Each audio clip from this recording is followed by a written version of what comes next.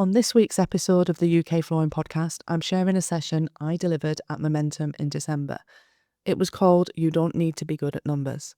This actually came from a very real place because I'm not naturally good at numbers, I never was. But what I learned the hard way is that most flooring businesses don't struggle because they're bad at maths. They struggle because the numbers feel overwhelming, messy, and avoided altogether. This talk is about simplifying things back to basics, attention, discipline, consistency, and understanding just enough to make better decisions, protect your margins, and sleep at night. If you've ever said, I'll leave that to the accountant or I'll look at it later, then this one's for you.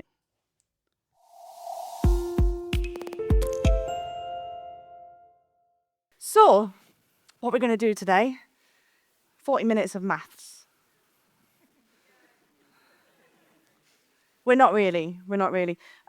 Will called me out on this earlier. He said, tell them, if you're going to talk about numbers, that you're going to do 40 minutes of maths and they need to get the calculators out. But what I do really want to say on this topic is that, and this might make people feel a little bit uncomfortable, or they might feel a little bit relieved. Now, even though you heard in that introduction that I love numbers, that's a lie. Big, fat lie. I hate numbers. Who else hates numbers? Woohoo! There we go. I can leave. I'm actually not naturally good at numbers. And everybody's like, yeah, of course. That's all you do, that's all you preach about. But I hate numbers. And this wasn't my first choice of talk that I was going to do. In fact, I made my first presentation nearly 2.5 months ago, and it's been in our speakers file for 2.5 months. Martin's nodding his head there because he's like, yep, she was well organised. And then what happened was Tom was asked to create his presentation. And Tom copied me. And he said, you're not going to speak about that. You're going to speak about numbers. And I said, oh, joy. In the afternoon session as well. Okay. So I am living proof that you do not have to be good at numbers to be successful in business. Does everybody agree with that? Or do you all think I'm talking shit? So I've got hair in my mouth as well. It only dawned on me recently, actually, that I've always been around numbers. And I didn't understand why I had this, natural connection with them. Didn't matter what it was. You know, I can see random numbers at times, like the Matrix. Yeah? That's what it's like. Adam will show me his numbers. And I'll be like, ooh, look at all them numbers kind of jumping out and jumbled up and stuff. I see things that people don't. And I wondered where I actually got it from. And what's really weird, I'm not even using this, am I? Because I'm just going straight from it. Hey, is this me? What's really weird is this image was created by ChatGPT. And I said, create an image of me sitting behind the counter in Barclays Bank as a child. And that actually does look like me, but I don't know how it knows that looks like me. This is where my numbers became the normal. So my mum was a Barclays branch manager, and my entire family, in fact, all worked at Barclays. We lived in a place in West Yorkshire, so if anybody didn't know, I'm Yorkshire born and bred, and I moved to Darlington when I was 16. So actually, before that, you wouldn't have understood anything I said. I sounded like Gary. Money wasn't scary in our household, but it was scarce. You know, the saying, what you get brought up around, the thing that I was taught was money doesn't grow on trees. And I was suddenly reminded of this by our 9-year-old a few weeks ago when I said, Theo, money doesn't grow on trees. He said, yes, it does. Trees make money. I looked at him. I thought, you clever little bastard. But it changed things. So, has anybody ever thought about those early kind of things that they were taught about money.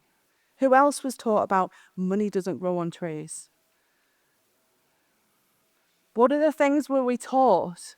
Because not everybody put their hands up then. Or who was taught there's more of that where that comes from? Nobody. No? What else have we heard? Anything else? Oh, or was it literally we all born? Panda, what was that? If you work hard, you get something for it. So I was always brought up around money. In the early days, which you wouldn't be able to do now, I was able to sit next to my mum. She worked as a branch manager. She started her own accountancy practice. And what's really interesting, she specialised in the hospitality industry. Now, she wasn't just a normal accountant. She had a specialism in working with small businesses. And she wanted to help them understand their numbers in a way that other accountants didn't do. So I was always brought up about this. What she used to do is bring me bags of receipts. So for pubs, you imagine what they smelt like back then. It was just like booze and fags. So they would just like tip them out on the floor and the smell would be amazing. No, it wouldn't. It'd be horrid. Made you gag. So she used to bring them home. She used to put them on the living room floor, tip them all out, and it was my job to sort them. So I had all my data. That's basically what it was back then. It was just data. I had to alphabetize them. I used to have to match all of the invoices up with the supplier statements. We had to then get rid of the like little till receipts, make sure that everything kind of balanced and everything. And then I had the amazing task of data entry, and I used to enter everything on Sage. Has anybody else used Sage? Sage 950s? That's how we learned our trade. But I was super quick. In fact, it used to make me laugh. So I used to, the typing sound that you make. I used to do that, and it used to be like 8 hours later. And then it all be done. And I used to love that feeling of getting through a massive pile of paperwork and it all being entered and it all being perfect. Now, the things that I really learned back then is that numbers tell a story. Okay? Numbers tell a story. And that's how I want you to treat your numbers, that they are just there to tell a story. Numbers can be misconstrued, they can be made up. I'm not going to tell you how to do those things because that would be very wrong of me, obviously. But they can. But you just need to practice a little bit of patience with them. By that, what I mean is that you're going to have to become data specialists. I'll look at your faces. Data specialists. Who likes data? Who likes stuff with data? Right. There's going to be less and less people in here that like data because of the type of trade that you're in. And this is the the top and bottom of it is that people say to me all the time, I am not an accountant. And in fact, Tom said this to me back in the very, very early days. When Tom and I first met, I was actually working as a consultant, as a business consultant in pre-startup business, right? And so I met Tom in a nightclub. He was a bit of a knob. Didn't like him. Hi, darling. I knew Tom from college, and he had this really loud Corsa, and he used to drive round and around, all the way around. What a wanker. He used to do that all the time. And anyway, I met him one night in a nightclub back in 2006, and I was really, really impressed because I'd completely got him wrong. He'd just started a flooring business, and he was really, really passionate about what he was doing and how he was going to do it. And he asked me to come and work with him, and I thought that's a bit weird, but maybe. You were pissed, or I was pissed. Both, yeah. Anyway, I went traveling. For 4 months, and we had a bit of an MSN long distance relationship, as you do. You remember MSN? It's brilliant. Tom was working on the flooring business during the day, and he was delivering pizzas on the night. He was the fastest delivery driver in Darlington. That is no joke, by the way, if anyone's heard that story.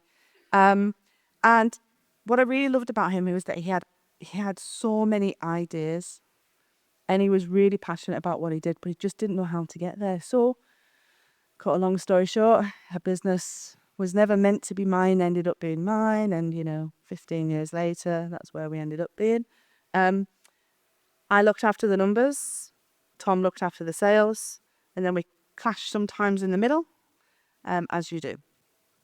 But we had a knock on the door. It was 2011.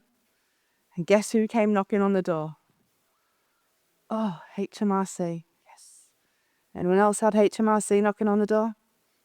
Come on, there has to be. Yes. Yeah, it wasn't great. So just after our son Will was born, so Will was about a year old at that point, I'd just come back into the business. I was working full-time, HMRC. You owe us £20,000. So what the hell for? CIS. Who's CIS registered? It was bloody CIS. £20,000 that we owed them. So what we did, we agreed with them that we were going to do a payment plan, which is fine. There's people that have been on a payment plan here before. So we did payment plan and we ended up paying it back. But our idea of paying it back was to do more sales, more turnover, get bigger, get more people, because that's the only way that we could actually pay it off. But that was a huge mistake. What we should have done was really focused and doubled down on what we were already doing and what we were already being really good at. Because actually, hand in hand, what would have come from that would be the money would have just flowed as a byproduct of that. But instead, we went bigger, bolder, brighter, and that was a huge mistake. There's me, CFJ. CFJ.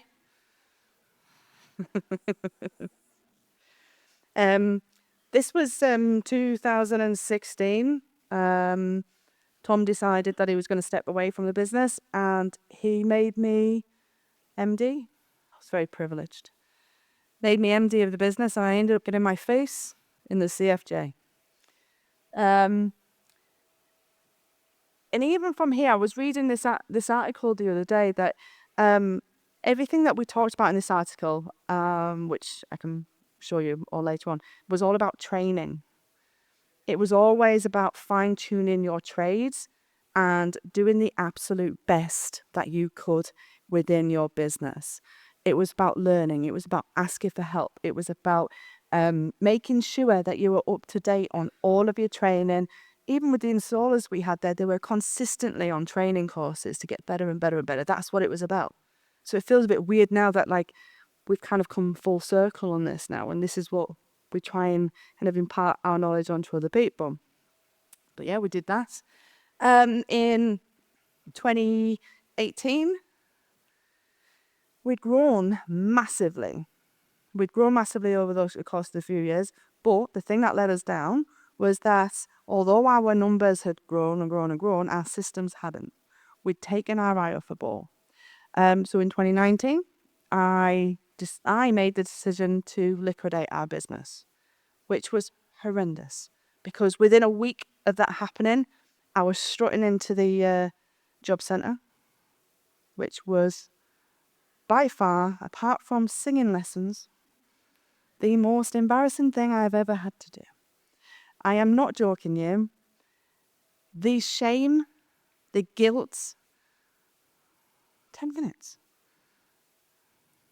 The shame and the guilt that I had from going in to that job centre, I cannot describe to you. And it's something I never ever have to want to do again.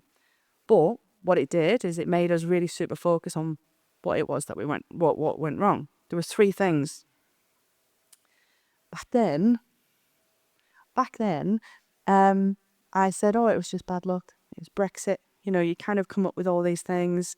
Nobody was buying anything. It was other people. That's the whole thing of me pointing the finger out. It was other people's problem. It wasn't our problem. And in fact, actually, what it came down to were 3 fundamental issues. 1, overtrading. Today is not the day to talk about overtrading because it's a very long, boring subject. 2 is treating the business bank account like our own purse. There's a few people in here, and I'm not going to mention names, that this happens to all the time as well. And losing control of our cash flow. That was it. The business was profitable. But these are the boring reasons why these things could have been preventable. And that's the annoying thing. That's when you're like, why did I just take my eye off the ball? Because these three things alone, if we'd have actually just put a little bit more structure into what we were doing, would have saved that business. It would have saved us. But the good thing about this story is if that hadn't have happened, none of you would be sitting here. So technically, there's a silver lining. So here's a promise I made myself as a brownie. I promise that I'll do my best to do my duty to God. What's the next bit? To save the Queen and help other people and whatever it is. Okay, so this is me. We made a promise to ourselves that what we were going to do is we were going to implement systems, put control in place, make sure everything was visible, and how we were going to do that. I went back to the basics. And that's all that this is about. It's about basics in the simplest form. Right. There are so many people in this room that say, I don't know my numbers. Ben did it. Where are you, Ben? There you are. Don't know my numbers. But I think for most people in this room, you overcomplicate it. You overcomplicate needing to know too much. And there is only a few things that you need to know. So when I went back to basics and I learned how to quote jobs, measure jobs, negotiate with suppliers, manage my cash flow. All of these things I did. I learned from the beginning. But I wanted to go back to my roots and become more obsessed. So, keeping things simple. These are my top tips that I want you to just think about when it comes to your numbers. Number one, the biggest change that I've made in anybody's business, including my own, and if you haven't got it already, keep it simple. All data in to one place. Who has got an inbox that is full of unread invoices, supplier statements, a few receipts of this, has a bit of information all over the place, a few chasing emails here, and it's too much. And you know what happens? You get overwhelmed with it and you don't deal with it. It's all in one place. One big thing, if you haven't done it already, set an accounts at email address up. Simple. All of your pain points can be dealt with in one place. And if you're really brave, don't install it on your phone. Because you can't see it then. It's not going to interrupt your flow. Keep it separate, right? Because there's always a time and place to deal with the financials. Have an accounts at email address. So if that's one thing you take from this, just put that into place. Next one.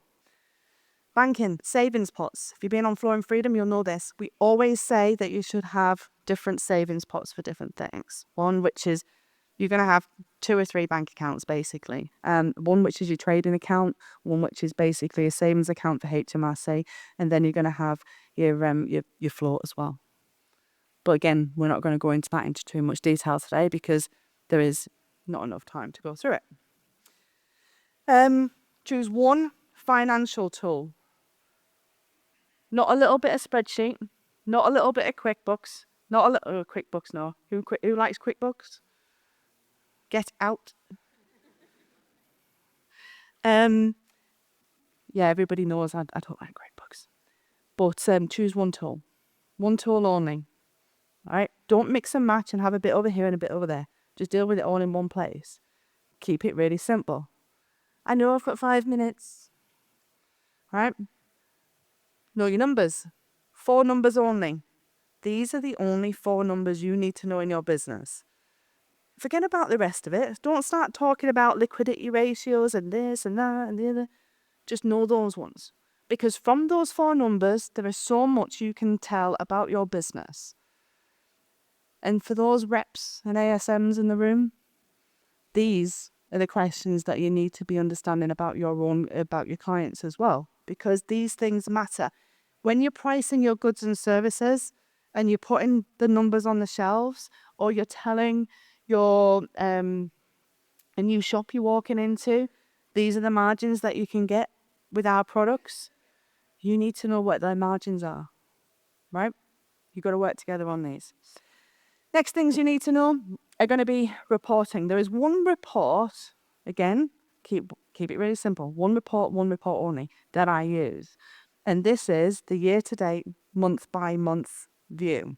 I can tell a huge amount of how a business is trading just from that one report. If you don't know where it is, make it your favourite in Xero or QuickBooks, but only use that one report. I see so many people printing out 10 or 15 reports every month and trying to understand them and unpick them. It doesn't make sense to. Just do one. It's where it's going to be controlling. Ugh, boring.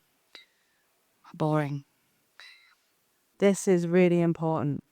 If you don't understand it, another number one rule, ask. If you do not understand it, ask somebody that does. Okay? I get this all the time.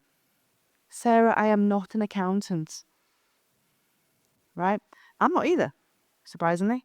I am not actually a trained accountant. I do not take exams every year. I would say I'm called more of a management accountant, right? I see patterns, I see numbers, I understand the complexities of them. I have a very particular skill set. Now I sound like, what's that guy? Liam Neeson? Who's that? That's it. Yeah, I've got a very special set of skills. I know how to read numbers. And by doing it consistently, that is the only way that I've trained to do that. It's not because I've been to school and I've been to university to do all these things. It's because I do it long enough, day in, day out enough. It's about consistency. So, one of the things that you can do is department code. Again, I'm not going to go into this in more detail, but I'm trying to give you 4 or 5 things that you need to just keep your eye on the ball on. Department coding is really, really, really, really simple to do within your accounts. The small businesses set up different codes within your accounts so that you can track the different expenses and income that you have. So if you do LVT, you have a department for LVT. It's a bit like, imagine like a department store. You've got different departments. You want to track the profitability in each of those. We've done this a couple of times ourselves, and if anyone wants to hear the stories of this, we sold a sanding division of our business back in 2016 on the back of being able to know those numbers. So it's really, really simple to do. Department coding. Again, that's me. Oh, boring stuff. We did this, if you're going to do a little bit of work on this, you can scan the QR code on here. This is a private training that I did for some of our Alliance clients a couple of months ago, and it's about profit leakage. And there was 50 different ways in which your business can miss its profits or lose its profits or leak its profits from somewhere. And it's basically a worksheet that you can work through and you can check against where you think you are bleeding your profitability. The hunt for missing profits. You can take a picture of that. But basically, what I'm saying with this, before I leave you all to it, is that you actually don't need any talents at all. You don't need to be good at maths. You don't need to be good at numbers. I generally wasn't. When I was younger, I think I got a B, in GCSE maths. And I don't think that was because of my mental arithmetic. That was because I was able to break down a process. So I was really good at trigonometry, but I didn't, if you said to me, Sarah, what's 7 times 114? No clue. Sometimes Tom will say to me, it's this amount plus that. What's that, Sarah? And I'll go, no clue. I'm just adding 20%, but I have no clue. My mental arithmetic is shockingly bad. But don't let that go outside of this room. Really shockingly bad. Sometimes clients will ask me something on Zoom or otherwise, and they're like, so what's the number for this? I'm like, brain freeze. Can't do it. You do not have to be good at it. But what you do need to do is just choose to know your numbers in the simplest form. Choose 1 or 2 things to concentrate on. Choose 1 tool. Choose 1 report. Choose 1 program.